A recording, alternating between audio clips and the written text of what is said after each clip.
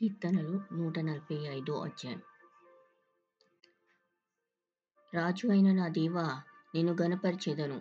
నీ నామమును నిత్యము సన్నుతించెదను. అనుదినము నేను నిన్ను స్తుతించెదను.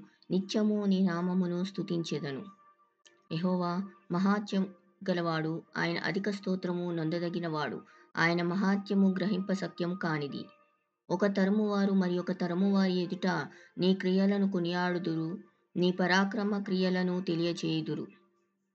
మహోన్నతమైన నీ ప్రభావ మహిమను, నీ ఆశ్చర్య కార్యములను నేను ధ్యానించెదను. నీ భీకర కార్యముల విక్రమమును మనుష్యులు వివరించెదరు. నేను నీ మహాత్యమును వర్ణించెదను. నీ మహాదయాళత్వమును గూర్చిన కీర్తిని వారు ప్రకటించెదరు. నీ నీతిని గూర్చి వారు గానము చేసెదరు.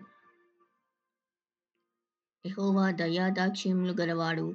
ఆయన దీర్ఘశాంతుడు, కృపాతిశయము గలవాడు.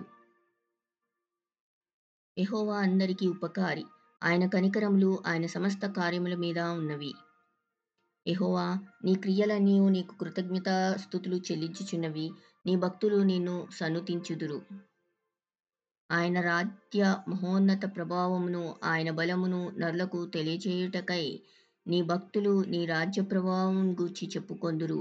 నీ శౌర్యమును గూర్చి పలుకుదురు. నీ రాజ్యము శాశ్వత రాజ్యము. నీ రాజ్య పరిపాలన తరతరములు నిల్చును. యెహోవా పడిపోవు వారినందరినీ ఉద్ధరించువాడు. కృంగిపోయిన వారినందరినీ లేవనెత్తువాడు. సర్వజీవుల కన్నులు నీ వైపు చూచుచున్నవి. తగిన కాలమందు నీవు వారికి ఆహారం ఇచ్చుదువు. నీవు నీ గుప్పిల్ని విప్పి ప్రతి జీవి కోరికను తృప్తిపరచుచున్నావు. యెహోవా తన మార్గములన్నింటిలో నీతిగలవాడు. తన క్రియలన్నింటిలో కృపచూపువాడు. తనకు మొరపెట్టు వారికందరికీ, తనకు నిజంగా మొరపెట్టు వారందరికీ యెహోవా సమీపంగా ఉన్నాడు.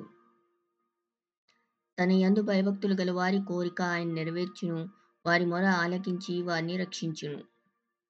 యెహోవా తన్ను ప్రేమించు వారినందరినీ కాపాడును. అయితే భక్తిహీనులందరినీ ఆయన నాశనం చేయును. నా నోరు యెహోవాను స్తోత్రం చేయును. శరీరులందరూ ఆయన పరిశుద్ధ నామమును నిత్యము సన్నుతించుదురుగాక.